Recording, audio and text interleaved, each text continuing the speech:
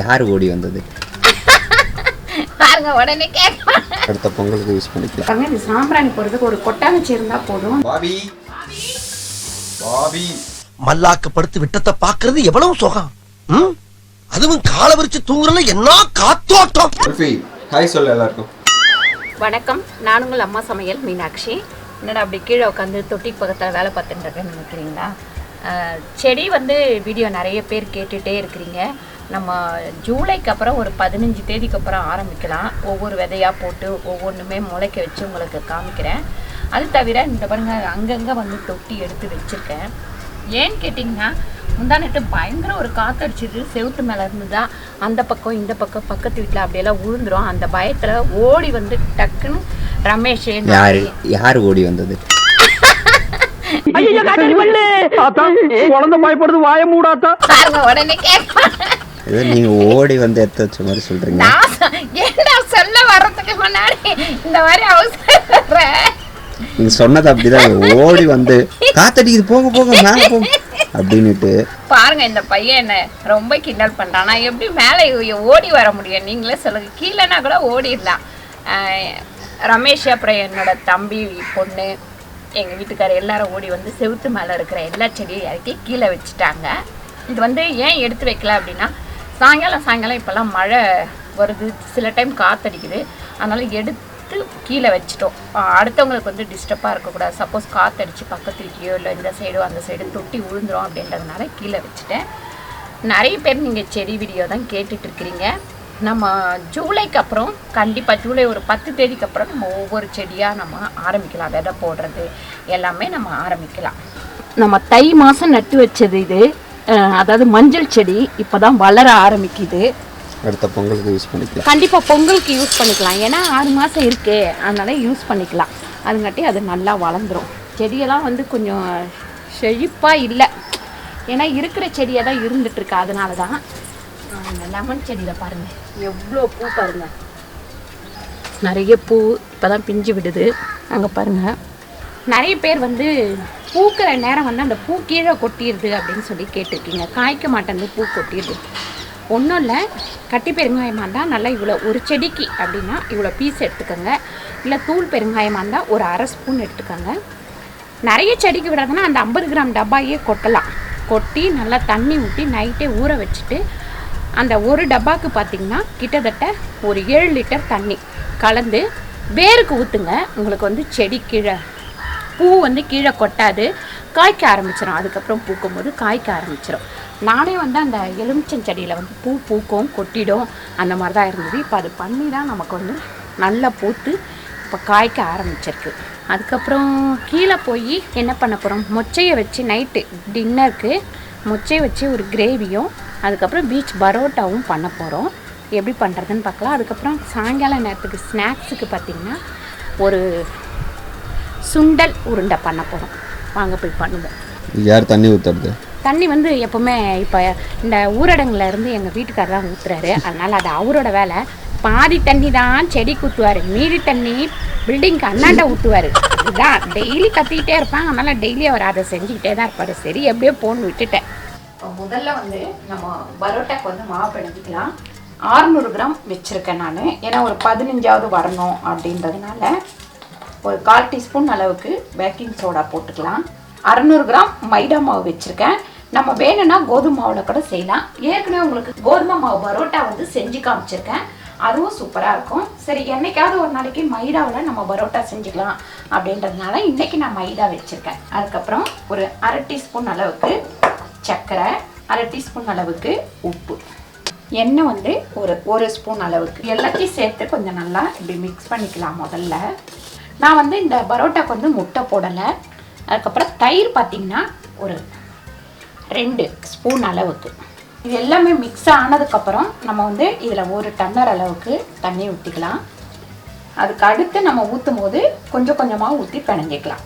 First நம்ம ஊற்றும் போது 1 டம்ளர் ஃபுல்லாக ஊற்றிடலாம். நீங்கள் எந்த அளவுக்கு மாவு எடுக்கிறீங்களோ அந்த அளவுக்கு தண்ணி எடுத்துக்கோங்க. மாவு வந்து இப்போ நல்லா பிணைஞ்சிட்டேன். கொஞ்சமாக கையில் எண்ணெய் ஊற்றிக்கோங்க, 1 ஸ்பூன் அளவுக்கு ஊற்றிட்டு நல்லா மாவை வந்து இந்த மாதிரி அழுத்தி கொஞ்சம் பிணைங்க. அப்போ தான் வந்து பரோட்டாக்கு வந்து நல்லா இருக்கும், சாஃப்டாகவும் சூப்பராகவும் இருக்கும்.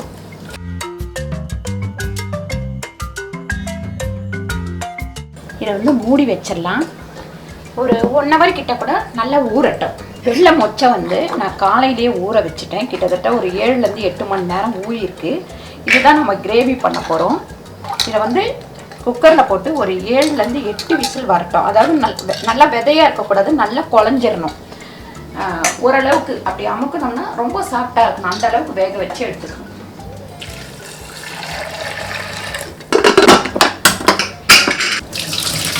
இட்லியர்ஸ் வந்து 1.5 அழகு ஊற வச்சுருக்கேன். இது என்னன்னு கேட்டிங்கன்னா, குட்டி குட்டியாக நம்ம பால் மாதிரி பண்ணி கொழுக்கட்டை பண்ண போகிறோம். சுண்டல் கொழுக்கட்டை ஏற்கனவே நம்ம வந்து இது வீடியோவில் போட்டிருக்கோம், போய் பாருங்கள். அதோட லிங்க்கும் நான் கீழே கொடுக்குறேன். ரொம்ப டேஸ்ட்டாக இருக்கும். சாயங்காலம் நேரத்தில் ஸ்நாக்ஸுக்காக அதை போட்டிருக்கேன். அரைச்சி எடுத்துக்கலாம். உப்பும் சேர்த்துக்கலாம். ரொம்ப நைஸாகவும் இல்லாமல் ரொம்ப கொருன்னு இல்லாமல் மீடியமாக இந்த மாதிரி அரைச்சிக்கோங்க. இது வந்து இட்லி அரிசி தான் போட்டிருக்கேன் நான். இதில் வந்து ஒரு 2 ஸ்பூன் கிட்ட எண்ணெய் ஊற்றிக்கலாம். கடுகு வந்து ஒரு 1/4 டீஸ்பூன் அளவுக்கு போட்டுக்கலாம். அதுக்கப்புறம் ஜீரகம், அதுக்கப்புறம் கொஞ்சமாக தேங்காய். இந்த மாவு வந்து இதில் ஊற்றிக்கலாம்.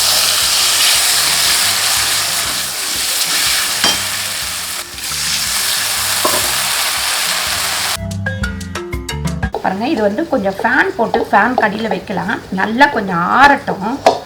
பாபி செல்ஃபிக்கு வந்து பிஸ்கெட் கொடுக்க போகிறேன். பாபின்னு சொன்னோம்னு வந்துட்டாங்க. செல்ஃபி பிஸ்கெட் சாப்பிட்றியா நீ? மில்க் பிக்கிஸ். வா செல்ஃபி, ஹாய் சொல்ல எல்லாருக்கும். ஏய் பாபி, பாபி பாபி, இங்கே பாரு பாபி, ஹாய் சொல்லு. செல்ஃபி போய் சாப்பிட்டு போ. சாப்பிட்டே பாருங்க, இப்படி கொஞ்சம் கொஞ்சமாக இப்படி எடுத்துக்கோங்க. இப்படி நல்லா உருட்டிக்கோங்க. நல்லா வந்து சாஃப்டாக இருக்கும், சாப்பிட்றதுக்கும் ரொம்ப சூப்பராக இருக்கும். குழந்தைங்களுக்குலாம் இந்த மாதிரி சாயங்காலம் நேரத்தில் செஞ்சு கொடுத்திங்கன்னா அழகாக சாப்பிட்ருவாங்க. இப்போ வந்து இந்த கடாயில் வந்து தண்ணி ஊற்றிக்கலாம். பாருங்கள், இதை வச்சிடலாம். இல்லை, நான் வந்து நல்லா இந்த மாதிரி உருட்டி எடுத்துகிட்டு வந்துட்டேன். ஒரு 5 நிமிஷம் வெந்தால் போதும். ஏன்னா ஏற்கனவே மாவு வந்து நல்லா வெந்துடுச்சு. அதனால் ஒரு 5 நிமிஷம் வெந்தாலே நம்மளுக்கு வந்து நல்லா சூப்பராக வெந்துடும்.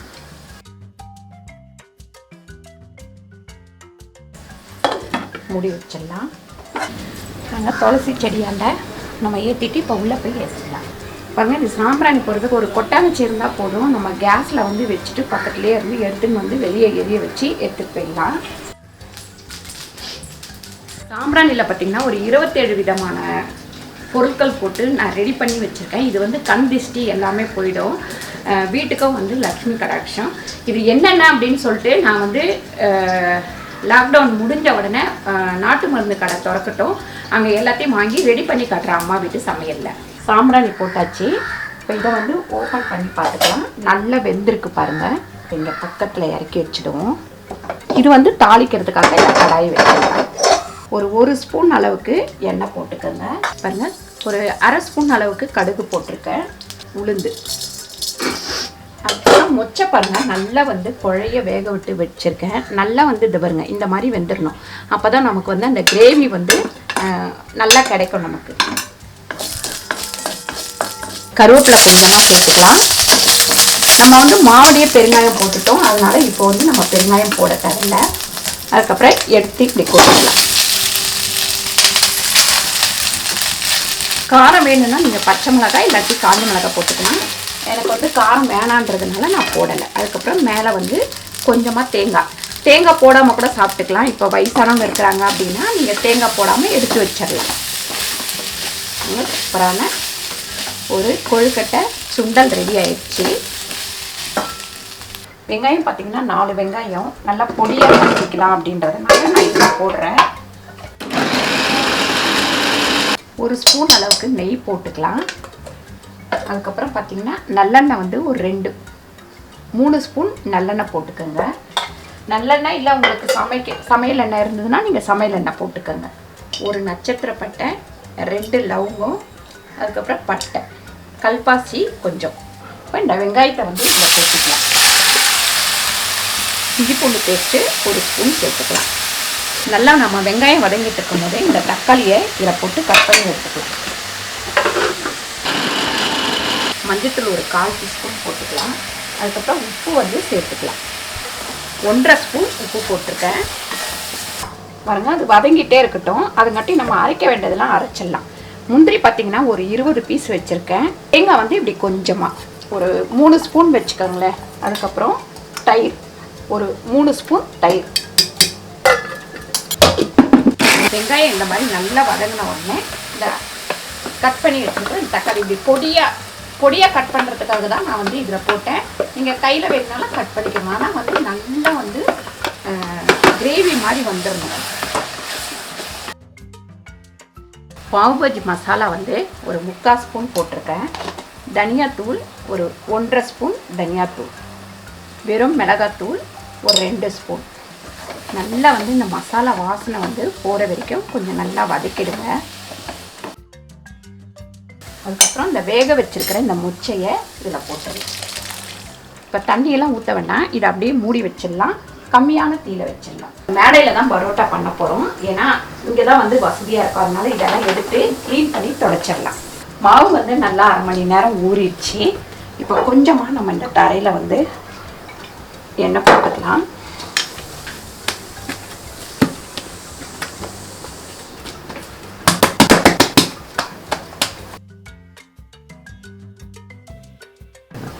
பாருங்க, இதே மாதிரி உள்ள கொடுத்து நல்லா மடிச்சு இப்படி வைங்க.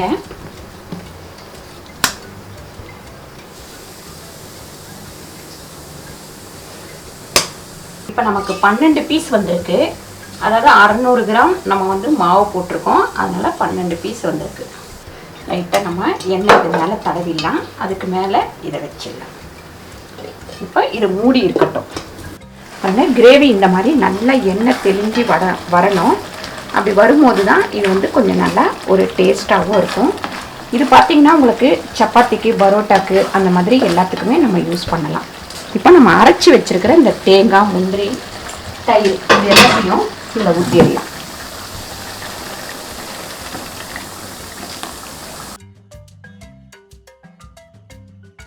இது நல்லா ஒரு கொதிக்கட்டும். இந்த அளவுக்கு நமக்கு கொதிச்சா போதும். ரொம்ப நேரம் கொதிக்க வேணாம். அதே மாதிரி நம்ம இந்த கஸ்தூரி மெத்தி கொஞ்சமாக இப்படி கசக்கி இதில் போட்டுருவோம். கடைசியில் அந்த கொத்தமல்லி இதையும் போட்டுட்டு நம்ம அடுப்பை ஆஃப் பண்ணிடுவோம். ஒரு கிண்டிட்டு அடுப்பை ஆஃப் பண்ணிடலாம். சூப்பரான மொச்சை கிரேவி வந்து ரெடி ஆயிடுச்சு பரோட்டாக்கு. அவ்வளோ ஒரு டேஸ்ட்டாக இருக்கும். இதை இறக்கி வச்சுட்டு பரோட்டா போட ஆரம்பிச்சிடலாம். மாவு உருட்டி வச்சுருக்கோம் இல்லைங்களா, இது வந்து 1/2 மணி நேரம் ஆயிடுச்சு. இப்போ இதை நம்ம உருட்டி எடுத்துக்கலாம். அதுக்கு முன்னாடி இந்த அடுப்பில் வந்து கல் வச்சுருக்கேன். தோசை கல் வந்து வச்சுருக்கேன். கொஞ்சம் வந்து இந்த பரோட்டாக்கு எண்ணெய் வந்து அதிகமாக தான் தேவைப்படும். அப்போ தான் வந்து நமக்கு நல்லா வந்து இது பண்ண முடியும். புஷ்ஷுன்னு வரும், சாஃப்டாக இருக்கும், அந்த மாதிரி இருக்கும்.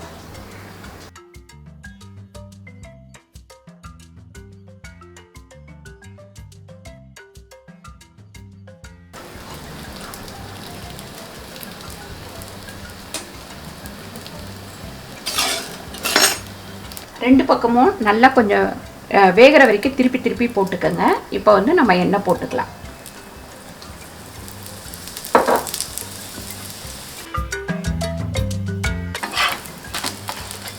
பாருங்க, நல்லா இந்த மாதிரி கலர் வந்தவுடனே இதை எடுத்துருங்க. எடுத்து இப்படி இந்த தட்டில் வச்சுக்கலாம். வச்சுட்டு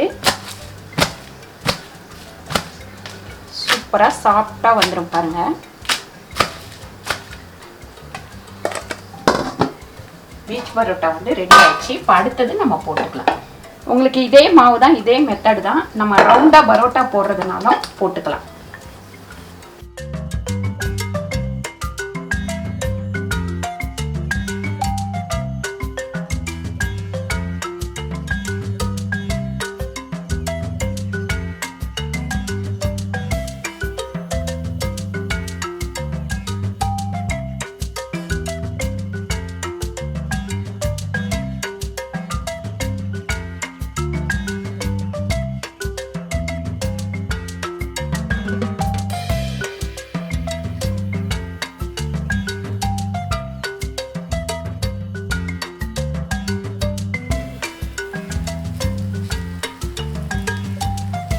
பாருங்கள், இப்போ நான் ரவுண்டு ஷேப்பில் போட்டிருக்கேன்.